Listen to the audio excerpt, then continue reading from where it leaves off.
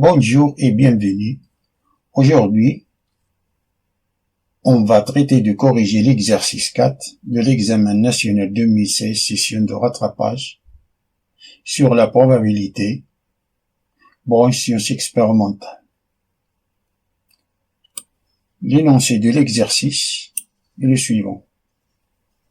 Une urne contient 10 boules portant les nombres 1, 2, 3 et 4.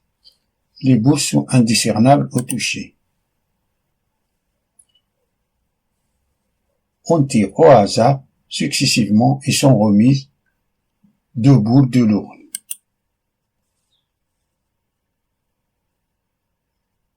Ça, c'est une expérience aléatoire car il intervient le hasard.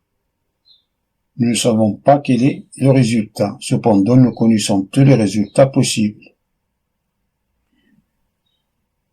Et quand vous trouvez dans un exercice le mot successif, ils sont remises,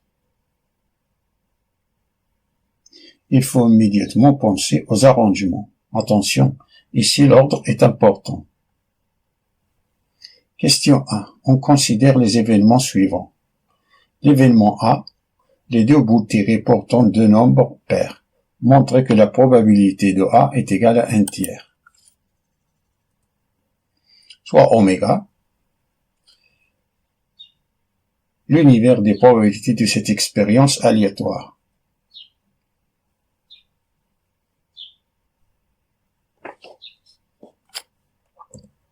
Alors, chaque tirage est un arrangement de 2 boules choisies parmi 10. Tirage de 2 boules successives. Alors, on a une boule portant le nombre 1, 2 boules portant le nombre 2, 3 boules portant le nombre 3 et 4 boules portant le nombre 4. Alors, on a 2 boules choisies parmi 10. Alors, on a cardinal de oméga, c'est un arrangement de 2 boules parmi 10 qui est égal, 10 fois 9 qui est égal à 90 possibilités.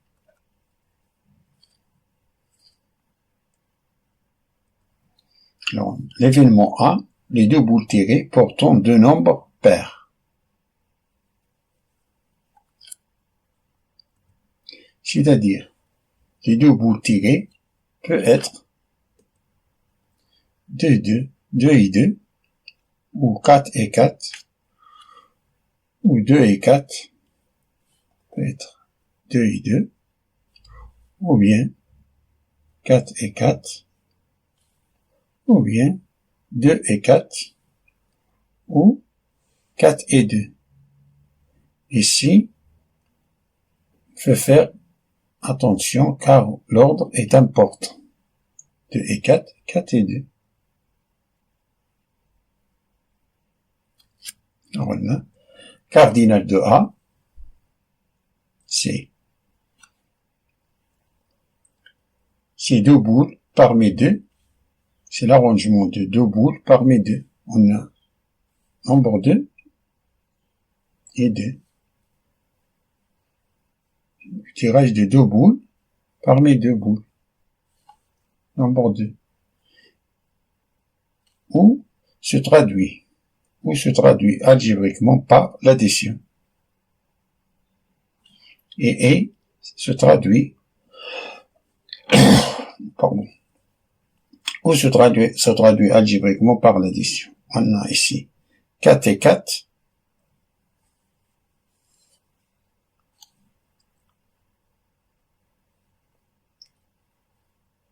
Deux boules portant le nombre 4.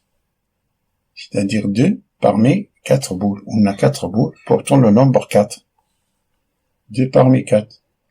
Plus une bulle portant le nombre 2 et une boule portant le nombre 4. C'est-à-dire, on a ici, et se traduit algébriquement par la multiplication, c'est-à-dire une boule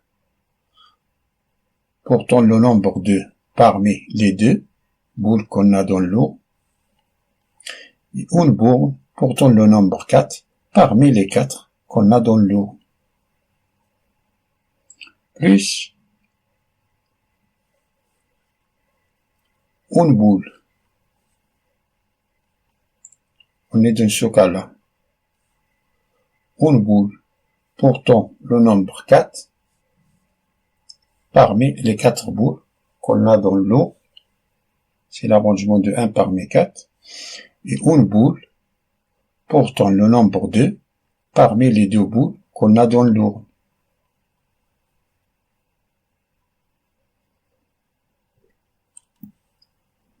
Ça c'est 2 fois 1. Ça c'est 4 fois 3. Ça c'est 2 fois 4. Ça c'est 4 fois 2. Qui est égal à 30 possibilités. Ça c'est 2 plus 12, 14, plus 8, 22, plus 8, 30. On a 30 possibilités. Comme les boules sont indiscernables au toucher, signifie que chaque boule a la même chance que les autres d'être tirée, ce qui fait qu'on est dans un cas d'équiprobabilité. Nous appliquons la loi de Laplace. Nombre de cas favorables divisé par le nombre de cas possibles. Probabilité de A est égale à 30. C'est le nombre de cas favorables divisé par le nombre de cas possibles. C'est 90. Ça, c'est un tiers. On divise le numérateur et le dénominateur par 30. Il reste un tiers.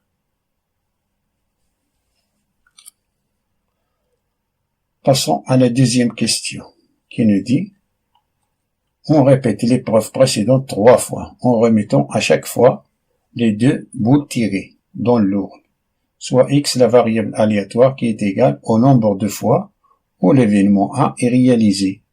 Montre que la probabilité de x est égale à 1 est égale à 4 sur 9.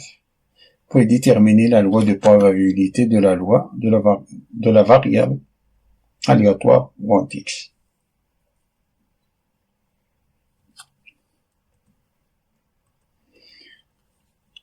Avant, déterminons les valeurs prises par la variable aléatoire grand X.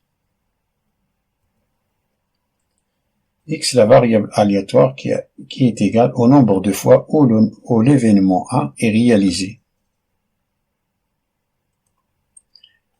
Les 2 bouts tirés portant 2 nombres pairs. Le nombre de fois A est réalisé. Voilà le tableau. La valeur de X, c'est le nombre de fois l'événement A est réalisé.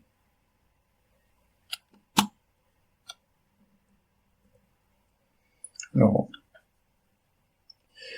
vu qu'une fois A est réalisé, alors la valeur de X c'est 0. A est réalisé une seule fois. Si on a A est réalisé une seule fois, alors la valeur de X c'est 1. A est réalisé 2 fois, alors la valeur de X c'est 2. A est réalisé 3 fois, alors la valeur de X c'est 3. Donc X oméga est égal à 0, 1, 2 et 3.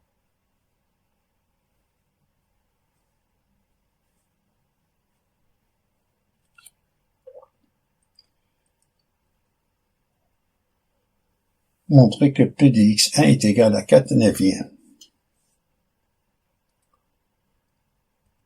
On est devant une distribution binomiale. On rappelle que la probabilité de grand X est égale à X est égale à combinaison de petit x parmi n, P à la puissance X, facteur de 1 moins P à la puissance n moins X. P, c'est le succès dans cet exercice que est réalisé. L'événement A est réalisé. 1 moins P, c'est l'échec. Deux fois, n'est pas réalisé. X dépend de la question et N, c'est le numéro d'expérimentation. DC, c'est le numéro DC.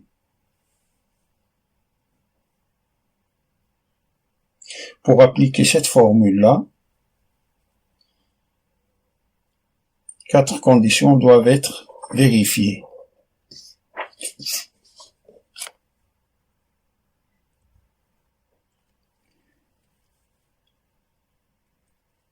L'expérience consiste en une séquence de n ici identique. Ici on a n est égal à 3.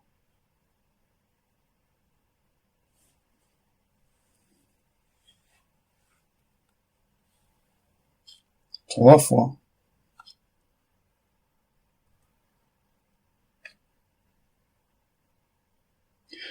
Donc, dans chaque essai, il y a 2 critères du jugement possible. L'un d'eux s'appelle le succès et l'autre l'échec. L'événement A est réalisé ou l'événement A n'est pas réalisé.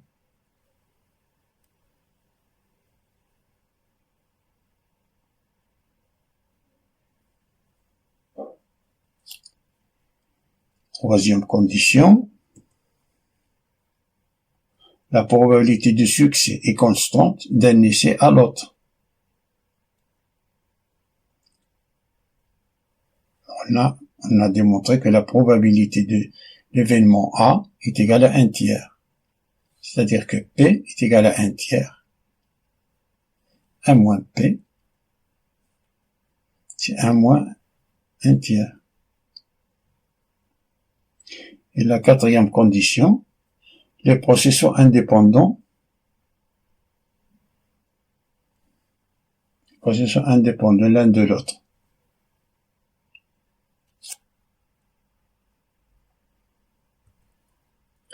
On a P, c'est 1 tiers. 1 moins P, c'est 1 moins 1 tiers, qui est égal à 2 tiers. N, c'est 3. X, il nous demande de calculer P de X est égal à 1. Alors, X est égal à 1.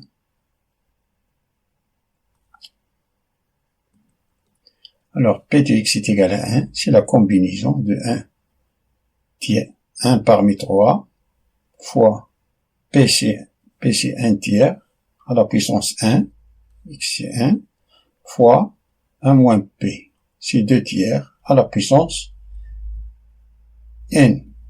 C'est 3 fois c'est N, c'est 3 moins 1, qui est égal. Combinaison de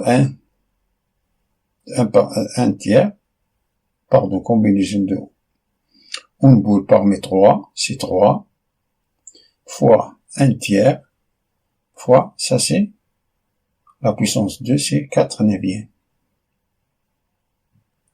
qui est égal à 4 neuvièmes, car ce 3-là, si simplifié avec ce 3-là, il nous reste 4 neuvièmes.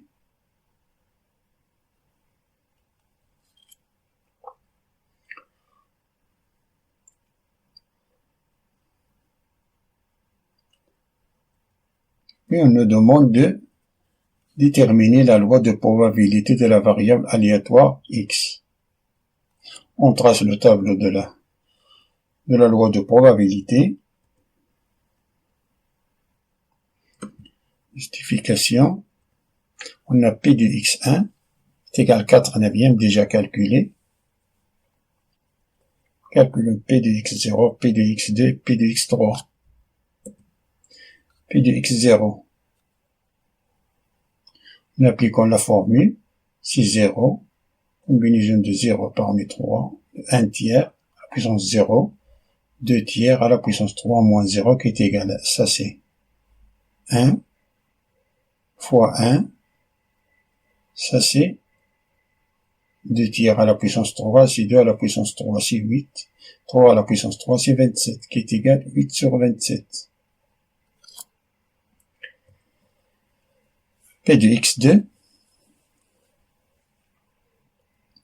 c'est 2 boules parmi 3, 1 tiers à la puissance 2 fois 2 tiers à la puissance 3 moins 2, qui est égal à 2 neuvièmes. P de x3, même si la combinaison de 3 parmi 3, 1 tiers à la puissance 3, 2 tiers à la puissance 3 moins 3 qui est égal à 1 sur 27.